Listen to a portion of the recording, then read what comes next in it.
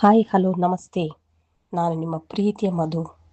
ಎಲ್ಲರಿಗೂ ನನ್ನ ನಮಸ್ಕಾರಗಳು. ಜನರ ಧ್ವನಿ ಸುದ್ದಿ ಚಾನಲ್ಗೆ ಸ್ವಾಗತ ಸುಸ್ವಾಗತ.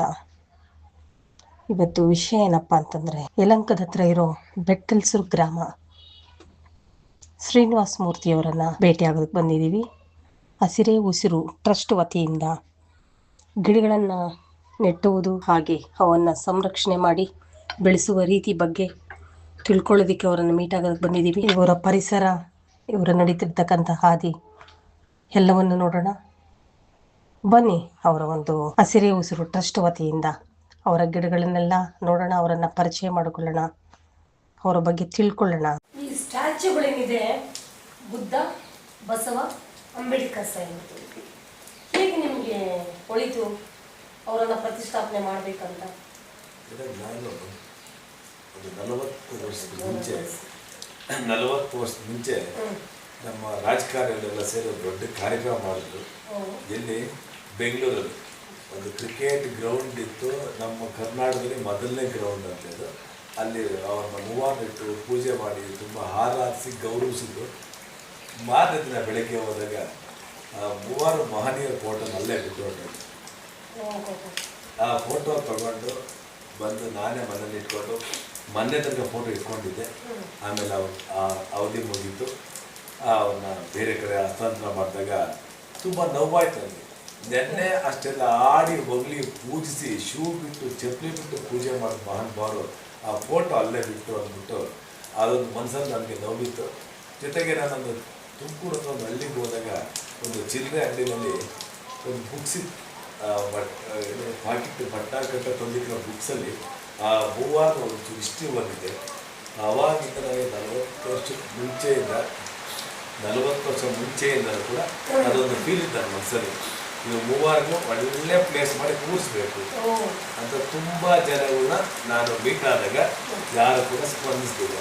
ಜಾಗ ಕೊಡೋಕ್ಕಿರ್ಬೋದು, ಹಣ ಕೊಡೋಕ್ಕಿರ್ಬೋದು, ಯಾರು ಸ್ಪಂದಿಸ್ತೇ ಇದ್ದಾಗ ನಾವೇ ತೀರ್ಮಾನ ಮಾಡಿ ನಮ್ಮದೇ ಜಾಗದಲ್ಲಿ ನಾವು ಯಾಕೆ ಮಾಡಬಾರ್ದು ಅನ್ನೋ ಉದ್ದೇಶ ಇಟ್ಕೊಂಡು 4 ವರ್ಷದ ಮುಂಚೆ ನಾವಿಲ್ಲಿ ಬುದ್ಧಿ ಪೂಜೆ ಮಾಡಿ ಅನೇಕರು ಕೇಳಿದಾಗ ಕೆಲವೊಂದು ಬೇರೆ ಬೇರೆ ಥರ ಅದಕ್ಕೆ ರಿಪ್ಲೈ ಮಾಡಿದ್ರು.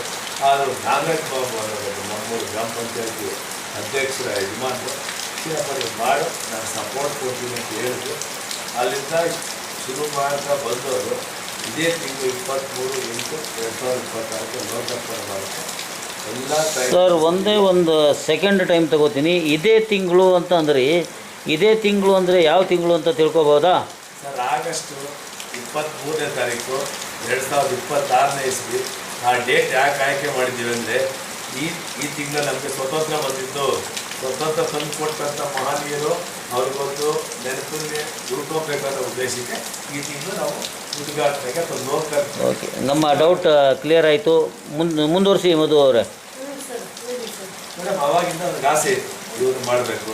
ಸುಮಾರು ಸರ್ಕಾರದವರು ಮಾತಾಡಿಸಿದೆ, ಅವರೆಲ್ಲ ಆದೇಶ ಇಲ್ಲ, ಸರ್ಕಾರದ ಪರ್ಮಿಷನ್ ಇಲ್ಲ, ಅದು ಕೈಯೇ ಬಿಟ್ಬಿಡಪ್ಪ ಅಂತ. ನಾನು ಕೈ ಬಿಡೋಕ್ಕಾಗಿಲ್ಲ. ಅದಕ್ಕೆ ನನ್ನ ಕುಟುಂಬ, ನನ್ನ ಅಣ್ಣ ತಮ್ಮ, ನಮ್ಮೆಲ್ಲರೂ ಕುತ್ಕೊಂಡು ಮಾತಾಡಿ ಡಿಸ್ಕಸ್ ಮಾಡಿ ನಮ್ಮದೇ ಜಾಗದಲ್ಲಿ ಮಾಡೋದಕ್ಕೆ ನಾವು 99 ಭಾಗ ಖರ್ಚು ಮಾಡಬೇಕು. ಇನ್ನು 10 ಭಾಗ ದಾನಿಗಳು ಕೊಡ್ತಾನೆ ಇರ್ತಾರೆ ಅನ್ಕೊಂತಿದ್ದು. ಎಲ್ಲ ರೆಡಿ ಮಾಡಿ ಲೋಕಾರ್ಪಣೆಗೆ ಸಿದ್ಧವಾಗಿದ್ದೀವಿ. ಡೇಟ್ ಅನೌನ್ಸ್ಮೆಂಟ್ ಮಾಡಿದ್ದೀವಿ. ಒಂದು ರೀತಿ ಎಲ್ಲ ಕಾರ್ಯಕ್ರಮಕ್ಕೆ ಸಿದ್ಧತೆ ತಯಾರಾಗಿದೆ. ಇದೇ ಸರಿ ಪ್ರಶ್ನೆಯಿಂದ ಆ ಡೇಟ್ಗೆ ಅವರ ಲೋಕಾರ್ಪಣೆ ಕೊಡಿಸ್ಬೇಕು. ಅವ್ರಿಗೆ ಪ್ಲಾಸ್ಟಿಕ್ಕು ಪೇಪರ್ ಮುಚ್ಚಿದ್ದೀವಲ್ಲ, ಅದು ತುಂಬ ನೋವಾಗ್ತದೆ. ಅವ್ರು ಉಸಿರು ಕಟ್ಟಿಸ್ಬಾರ್ದು. ಅವ್ರು ಉಸಿರು ಕಟ್ಟು ನಾವು ಉಸಿರು ಅಂತವ್ರು. ಹಾಗಾಗಿ 23ನೇ ತಾರೀಕು ಡೇಟ್ ಫಿಕ್ಸ್ ಆಗಿದೆ. ನೀವು ಬನ್ನಿ, ನಾವು ಬರ್ತೀವಿ. ಎಲ್ಲರೂ ಸೇರಿ ಅದ್ದೂರಿಯಾಗಿ ಅವರ ಲೋಕಾರ್ಪಣೆ ಕೊಡಿಸಿ. Okay, super super super super sir.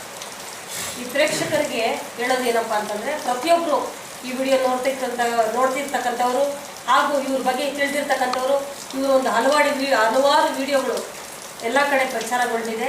ಅದನ್ನೆಲ್ಲರೂ ನೋಡಿದವರು, ಇವರ ಸ್ನೇಹಿತರಾಗ್ಬೋದು, ನಮ್ಮ ಸ್ನೇಹಿತರು, ಪ್ರತಿಯೊಬ್ಬರು ಬರೋಣ. ಅದ್ದೂರಿಯಿಂದ ಭಾಳ ಖುಷಿಯಾಗಿ ಡಿಫ್ರೆಂಟ್ ಆಗಿರಬೇಕು ಉದ್ಘಾಟನೆ ದಿವಸ. ಯಾಕೆ ಅಂತಂದರೆ ಈ ಒಂದು ಸ್ವಾರ್ಥ ಪ್ರಪಂಚದಲ್ಲಿ ಈ ಥರ ಒಂದು ಒಳ್ಳೆಯ ವ್ಯಕ್ತಿ ಇರೋದು ನಾವು ನಿಜವಾಗ್ಲೂ ಶಾಕ್ ಆಗ್ತಿದೆ, ನಂಬೋದಕ್ಕೆ ಆಗ್ತಿಲ್ಲ. ಬಟ್ ಏನಿವತ್ತು ಕಣ್ಣಲ್ಲಿ ನೋಡಿದ್ವಿ.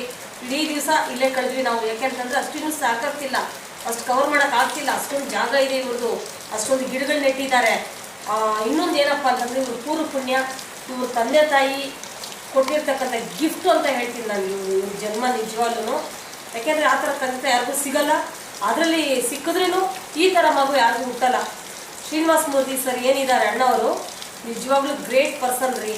ಯಾರಿಗೂ ಬರಲ್ಲ ಈ ಬುದ್ಧಿ. ಸಮಾಜ ಸೇವೆ ಈ ಸ್ವಾರ್ಥ ಪ್ರಪಂಚದಲ್ಲಿ ಮಾಡ್ತಿದ್ದಾರಂತಂದರೆ ಏಕೈಕ ವ್ಯಕ್ತಿ. ಭಾಳ ಖುಷಿ ಆಗುತ್ತೆ. ಒಳ್ಳೆಯದಾಗಲಿ ಸರ್, ನಿಮ್ಮ ಈ ಹಾದಿ ಈ ದಾರಿ ಇನ್ನೂ ಮೇಲ್ಮಟ್ಟಕ್ಕೆ ತಗೊಂಡೋಗ್ಲಿ. ಎಲ್ಲ ಜನ ಯಾರಾದರೂ ಸ್ಪಾನ್ಸಿಂಗ್ ಮಾಡೋರು ದಯವಿಟ್ಟು ಇವರಿಗೆ ಏನಾದರೂ ನಿಮ್ಮ ಕೈಲಾದಷ್ಟು, ಅವ್ರು ಯಾರನ್ನೂ ಬೇಡ್ಕೊಂಡಿಲ್ಲ ಕೇಳ್ಕೊಳ್ತಿಲ್ಲ. ಆದ್ರೂ ಯಾಕಂದ್ರೆ ನೋಡ್ತಿದ್ರೆ ಒಂದೊಂದು ಖರ್ಚಿಲ್ಲ, ಭಾಳಷ್ಟು ಖರ್ಚುಗಳಿದೆ. ದಯವಿಟ್ಟು ಆದಷ್ಟು ಇವರ ಒಂದು ಇದು ಸಹಾಯಕ್ಕೆ, ಇವರ ಒಂದು ಹಸಿರೆ ಉಸಿರು ಟ್ರಸ್ಟ್ಗೆ ಏನಾದರೂ ಕಾಣಿಕೆ ಕೊಡೋರು ಕೊಡಿ, ಬೆನ್ನೆಲುಬಾಗಿ ನಿಲ್ಲಿ. ಆದರೆ ಇವರು ಯಾರು ಕೊಡಲಿ ಬಿಡಲಿ, ತನ್ನ ಸ್ವಇಚ್ಛೆಯಿಂದ ದುಡಿದು ಮಾಡ್ತಿದ್ದಾರಲ್ಲ, ತುಂಬ ಖುಷಿ ಆಗ್ತಿದೆ. ಎಲ್ಲ ಸಪೋರ್ಟು ಕೊಡಿ, ಎಲ್ಲರೂ ಬನ್ನಿ, ಭಾಳ ಅದ್ದೂರಿಯಾಗಿ ಉದ್ಘಾಟನೆ ಮಾಡೋಣ. ಒಳ್ಳೆಯದಾಗಲಿ ಸರ್, ಥ್ಯಾಂಕ್ ಯು ಸರ್. ಒಂದು ಸಣ್ಣ ಪ್ರಶ್ನೆ, ಹೇಳಿ ಸರ್. ಈಗ ಯಾರಾದರೂ ಸಾರ್ವಜನಿಕರು ಅಂತ ಹೇಳೋದಕ್ಕಿಂತ ಅಭಿಮಾನಿಗಳು ಅಂತ ಹೇಳ್ಬೋದು, ಅವ್ರು ಏನಾದರೂ ದೇಣಿಗೆಗಳನ್ನು ಕೊಡಬೇಕು ಅಂತ ಅನಿಸಿದ್ರೆ ಅವ್ರಿಗೆ ಯಾವ ರೀತಿ ತಲುಪಿಸೋದು? ನೀವು ಸ್ಕ್ಯಾನರ್ ತೋರಿಸ್ತಾ ಇಲ್ಲ, ಟೆಲಿಫೋನ್ ನಂಬರ್ ಹಾಕಿಸ್ತಾ ಇಲ್ಲ, ನಿಮ್ಮ ಇದರಲ್ಲಿ ಸ್ಕ್ರೀನಲ್ಲಿ ಒಂದು ಸ್ಕ್ಯಾನರ್ ಕೊಡಿಸಿ, ಇಲ್ಲಾಂದರೆ ನಿಮ್ಮ ಟೆಲಿಫೋನ್ ನಂಬರ್ ಹಾಕಿಸಿ ಜನಗಳಿಗೆ ಸಹಾಯ ಆಗುತ್ತೆ ಅಂತ ಹೇಳೋಕ್ಕೆ ಇಷ್ಟಪಡ್ತೀನಿ. ಸರ್, ನಮ್ಮ ಟ್ರಸ್ಟ್ ಸ್ಕ್ಯಾನರ್ ಇದೆ. ನೀವು 10 ರೂಪಾಯಿ ಹಾಕಿದ್ರೆ ಟ್ರಸ್ಟ್ಗೆ ಹೋಗುತ್ತೆ, ಅದರಿಂದ ಸರ್ಕಾರ ಲೆಕ್ಕ ಸಿಗುತ್ತೆ. ನಾವು ಸ್ಕ್ಯಾನರ್ ಕೊಡ್ತೀವಿ, ಮೊಬೈಲ್ ನಂಬರ್ ಕೊಡ್ತೀವಿ. ಅದೆರಡು ಕೊಡೋಕ್ಕಿಂತ ಮುಖ್ಯವಾಗಿ ಇಲ್ಲಿ ಏನು ದೊಡ್ಡ ದಾನಿಗಳು ಕೊಡ್ತಾರೋ ಅವ್ರದ್ದು ನಮ್ಮ ಟ್ರಸ್ಟಲ್ಲಿ ಸಹಾಯ ತನಕ ಅವ್ರ ಫೋಟೋ ಇರುತ್ತೆ.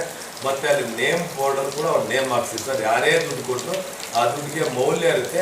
ಅದಕ್ಕೆ ನಾವು ಮೌಲ್ಯ ಎಕ್ಸ್ಟ್ರಾ ಕೊಡೋವಂಥ ಕೆಲಸ ಕೂಡ ಮಾಡ್ತಾಯಿದ್ದೀವಿ sir. Okay, super sir, super.